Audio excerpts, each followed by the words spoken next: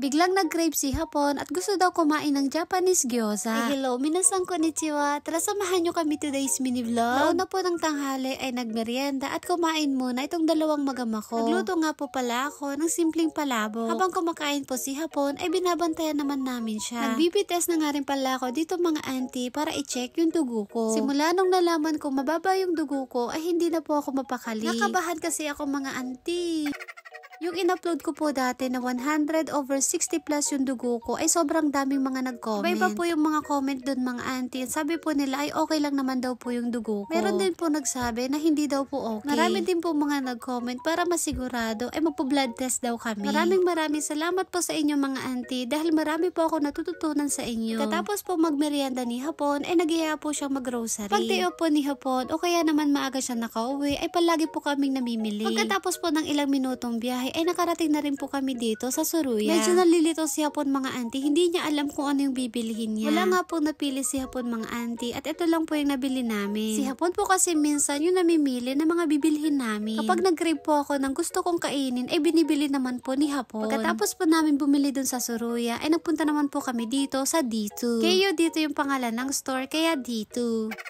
Tumingin lang po kami dito ng mga pwedeng bilhin. Hindi po mga auntie, ito na po yung kinahihiligan ko, yung pagtatanim. Yung mga kadalasang binibili ko po ay gamit sa bahay at yung mga ganito. Nakaka-enjoy at nakakatanggal po ng stress yung pagtatanim. Kaya sinusulit ko din po magtanim ng mga gulay dahil minsan lang po ang summer dito sa Japan. Yung mga binili ko po pala ay zucchini, kamatis at mani. Pagkatapos ko po bumili ng gulay ay umalis na rin po kami. Habang nagdadrive po si Hapon ay merong siya sinasabi.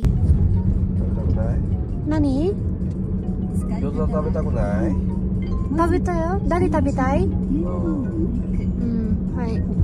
作る？今日？So yun nga po, ang sabi ni Hapon ay gusto daw po niya ulit kumain ng gyoza. Kapag nag-crave po si Hapon ay minsan lang po yan magsabi sa akin. Kalasan ako po yung nagtatanong sa kanya kung ano yung gusto niyang kainin. Andito naman po kami ngayon sa Big Value. Si Kenshin naman ay nakatulog na po. Dahil tulog po si Kenshin, ang sabi ko kay Hapon ay siya na lang mamalengke mag-isa. Kawawa naman po kasi itong anak ko kapag ginising ko pa. Katapos ng 30 minutes ay natapos din mag-grocery si Hapon. Natuwa nga ako sa kanya mga auntie dahil binilhan niya ulit ng strawberry si Kenshin. Fast forward na nga po mga auntie, pagkatapos lang ng ilang minuto ay nakauwi na po kami dito sa bahay namin. Agad-agad na rin po akong gagawa ng gyoza na uulamin namin. Sa ingredients naman po, syempre kailangan natin dito ng giniling na karne, repolyo, garlic chives at gyoza wrapper. Kalimutan ko nga pala mga auntie, kailangan din natin dito ng shiitake o mushroom. Yung mga pampalasa naman po ay mamaya na po natin yan lalagyan. Unang gagawin ko po muna ay chachop ko po yung repolyo at yung nira. Kailangan maninipis po yung pag-chop natin mga auntie, huwag masyadong malaki. Pagkatapos ko pong hati-hatiin yung repolyo ay naghati na rin po ako dito ng garlic chives. Kung wala po kayong dahon ng bawang mga auntie, ay pwede naman po yung dahon ng sibuyas. Hindi ko po alam kung ano sa Tagalog ang garlic chives mga auntie. Ang alam ko lang po ay dahon ng bawang.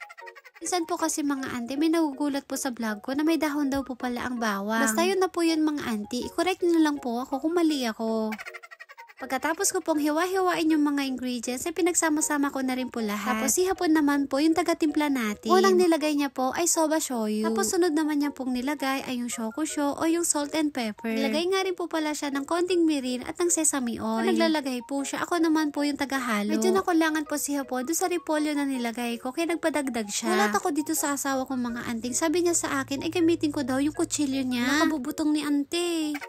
Marami po kasing kutsilyo si Hapon mga auntie, puro matutulis. Nagamit niya po yun kapag naghihiwa siya ng sashimi. Magaling po siyang manghiwa ng isda mga auntie. Kahit yung malaking tuna po mga auntie, siya po yung tinatawag ng mga kaibigan niya para hiwain yung tuna. Pagkatapos ko pong hiwain yung repolyo, ay hinalo-halo ko na rin po. Tapos syempre mga auntie, gagawa na po tayo dito ng Japanese gyoza. Dahil marami po ito, ay tinulungan na ako ng asawa ko na magbalot. Sa ingredients nga po pala na nilagay ni Hapon, ay tansya-tansya lang po yun. Sa paggawa po ng gyoza, ay iba-iba rin po yung mga ingredients. May nagtanong nga rin po pala sa comment section, tinatanong po nila kung ano daw po yung gyoza. Sa mga hindi po nakakaalam, ang gyoza po ay dumplings. Ito po yung isa sa pinakasikat na pagkain dito po sa Japan. Ito po yung mga unang batch na nagawa kong dumplings. Gay ko na rin po kay Hapon para makapagluto na siya. Habang nilalagay niya po yung gyoza, ay mainit po yung pan. Kapag napuno na po, ay lalagyan na natin to ng tubig at hahayaan kumulo. Kapag luluto nga po pala ng gyoza, kailangan maglagay muna po kayo ng mantika bago yung dumplings. Para hindi po dumikit yung gyoza dun sa kawali. Kapag gagawa po kayo ng dumplings, mix ay maglagay po kayo ng harina dun sa lagayan para hindi po dumikit. Ito na po yung mga huling gyoza na nagawa ko. Dahil marami na po yung niluluto ni hapon, kaya lalagay ko na lang po ito dun sa freezer. Para po sa mga susunod na araw, kapag gusto po ulit namin kumain ng gyoza, ay meron po kami lulutuin. Ito na nga po pala yung unang niluto ni hapon na gyoza mga auntie. Kenshi naman po, dahil gutom na siya, ay nauna na siyang kumain. Gusto ko na rin pong tikman itong luto ng asawa ko.